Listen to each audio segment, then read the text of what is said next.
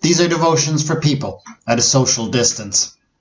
I speak to you today from the traditional territory of the Anishinaabe, Haudenosaunee, and Neutral peoples, where I live and work most of the days of my life.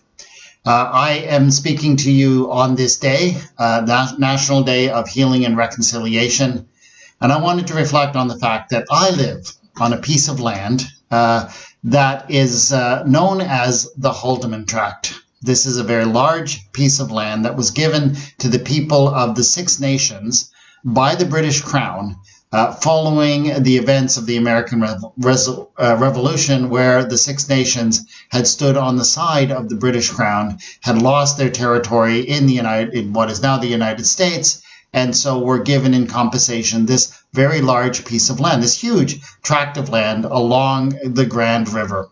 Now, this is a piece of land that is today very heavily populated, and the actual Six Nations today owns only about 5% of the original tract of land that was given.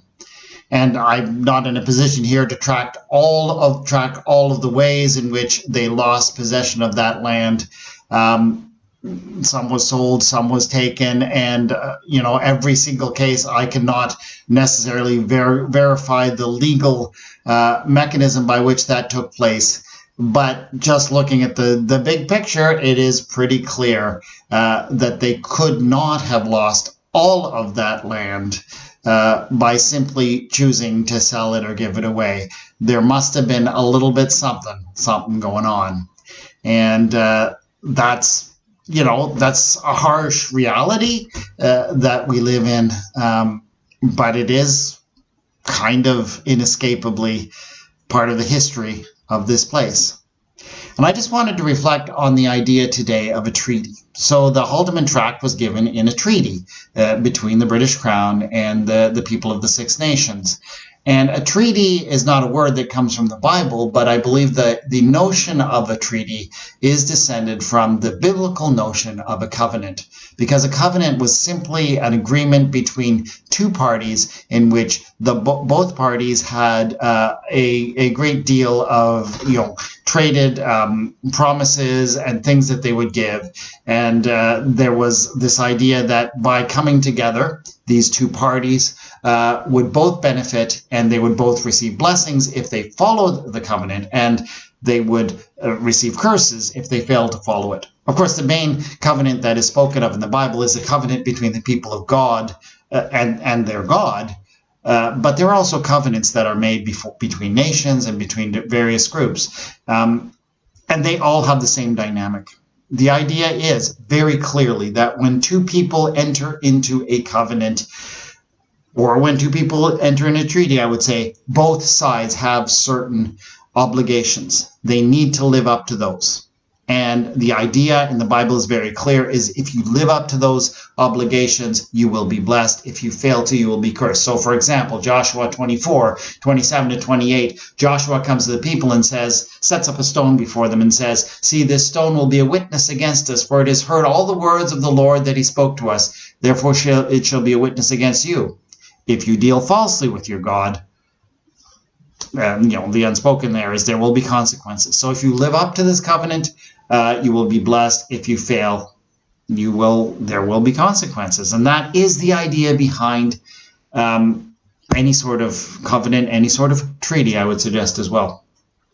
So the question is, how well have we lived up? The reality is that all of us living in Canada and all of us living on land that has been part of these treaties are living under those treaties. Not just the Indigenous people, all people are living under those treaties. Because if we have land, if we are able to purchase, say, a house, it is largely because of these treaties and agreements and covenants that have been made. And as treaty people, we are all required to live up to the terms of those covenants. And if we fail to do so, if we do so with integrity as best we can, we will be blessed. That's the promise of God. If we fail to do so, we will experience something rather less than blessing. That's the notion. So, there's no such thing as people perfectly living up to every treaty that they have made. But how well have we, as an immigrant settler people, how well have we lived up to those treaties, those promises we've made? The reality is, historically, kind of and undeniably, we have often fallen tragically short. Not saying that Indigenous people have always perfectly lived up to those treaties, but they, as a relatively powerless parties, have had less power to abuse other people within those treaties. So we need to look to ourselves and ask ourselves, how well do we live up to being a treaty people, a people living under a covenant? I mean, that story in Joshua comes just after the land has been given out to the people. And the whole idea is that living on this land, living as neighbors with one another, they need to respect one another's boundaries, one another's ways of life. And the covenant is about how they do that. How do we do that in our land? And how have we failed?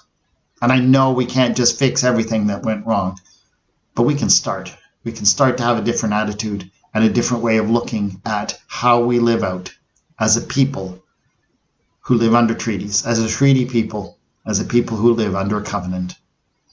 Lord our God, we do pray for healing, reconciliation in that relationship among the various nations who inhabit this land. As difficult as that is, given all the water that's gone under the bridge, let us find that healing and hope and blessing for all. Amen.